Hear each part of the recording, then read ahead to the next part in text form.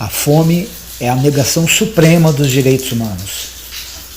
Bom dia a todos os ouvintes e ouvintes da Rádio Noroeste FM.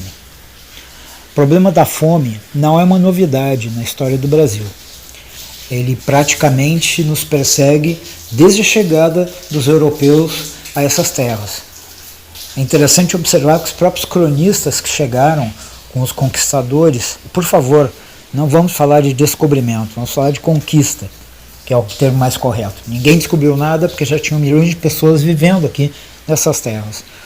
Pois os cronistas europeus registravam, muito surpresos, tendo em vista que na Europa a fome era algo comum nas populações mais pobres, registravam que não havia fome entre os povos originários, aqui os povos nativos que foram chamados de indígenas.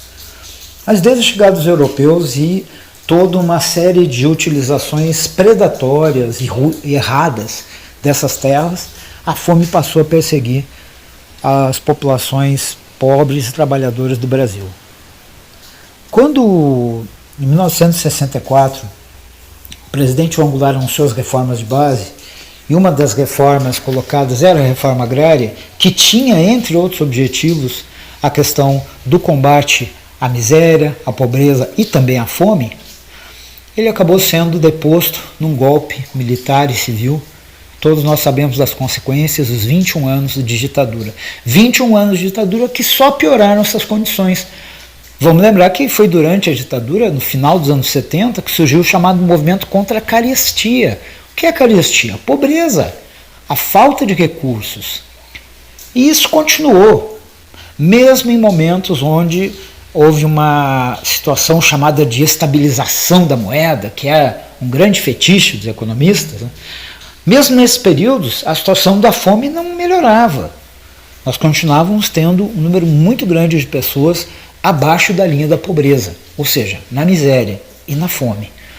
Durante os governos do PT, os governos democráticos e populares, houve um esforço muito significativo para se avançar no combate à fome. Programas sociais como Bolsa Família, outras iniciativas que combinavam a produção da agricultura familiar sendo destinada à merenda escolar. Nós sabemos a importância da merenda escolar no combate à fome para as populações mais pobres. E nós vimos avançando nesse processo.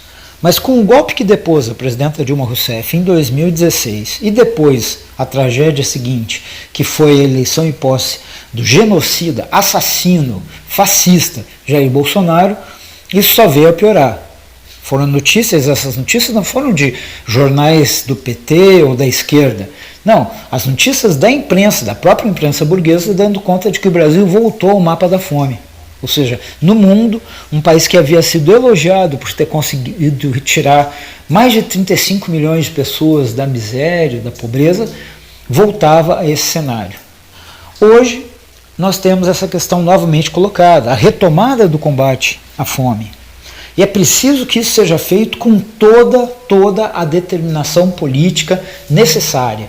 O governo federal tem que fazer a sua parte, os governos estaduais e municipais também. Isso coloca um complicador, porque muitos dos governos eleitos são de grupos políticos que não têm esse compromisso. Governadores como o do Rio de Janeiro, São Paulo, Minas Gerais, são historicamente ligados ao bolsonarismo, que nós sabemos que o bolsonarismo fez com o combate à fome. Vamos recordar que o primeiro ato do genocida, foi através de medida provisória, a extinção do CONSEA, do Conselho Nacional de Segurança Alimentar, que era o principal órgão articulador das políticas de combate à fome. Portanto, essa não é uma questão menor. E nós ficamos felizes que a CNBB, que às vezes se coloca em algumas questões de forma equivocada, no campo dos direitos LGBT e das mulheres, mas a CNBB estabeleceu como tema da campanha da fraternidade o combate à fome. Nós precisamos aproveitar essa oportunidade, elogiando a importância da colocação desse tema e chamando a atenção de que o combate à fome tem que ser uma política pública. Todas as iniciativas são bem-vindas. As cozinhas solidárias, como a de São Marcos em Campinas, iniciativas fantásticas, têm que ser apoiadas, mas essas são iniciativas a partir daquela ideia de quem tem fome tem pressa, portanto a gente tem que fazer agora, enquanto o governo Lula não consegue retomar com o mesmo vigor lá de anos atrás a política social, política pública de combate à fome. Mas a política de combate à fome tem que ser do Estado, dos governos, e ela tem que ser efetivada. É preciso lembrar que a questão da fome, ela coloca outros temas fundamentais para o debate. Nós vemos periodicamente notícias, a safra recorde, bilhões de grãos, toneladas, etc. E nos perguntamos, mas com tudo isso de produção, por que tem gente passando fome no Brasil?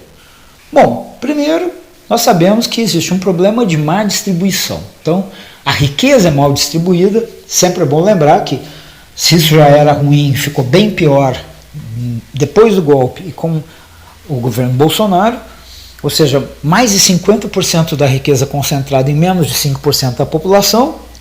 E do ponto de vista da produção do agro, que tanto estufa o peito falar das suas maravilhas, o agro produz o que exatamente? Esse grande agronegócio. Porque quem põe comida na mesa do povo brasileiro é a agricultura familiar, é a pequena agricultura. Os grandes plantadores de soja ficam muito ricos, inclusive com apoios e subsídios governamentais, mas isso não representa um grão de arroz e de feijão na mesa do brasileiro. E a falta de uma política agrícola, de uma política de Estado em relação a isso, fez com que percentuais altíssimos de áreas onde antes era plantado feijão e arroz fossem ocupadas por soja, essa commodity que enriquece, que enche os bolsos. Então, essa é uma questão que nós vamos enfrentar. Também é necessário, para o combate à fome, para que ele se torne uma política efetiva, rediscutir e retomar as questões da reforma agrária, retomar as questões da produção, da distribuição, do abastecimento, fortalecer a agricultura familiar, fortalecer os assentamentos da reforma agrária. Esse sim será um caminho consequente e correto na política de combate à fome. Sempre lembrando daquela frase que nós já tínhamos mencionado: quem tem fome tem pressa e nós não podemos esperar.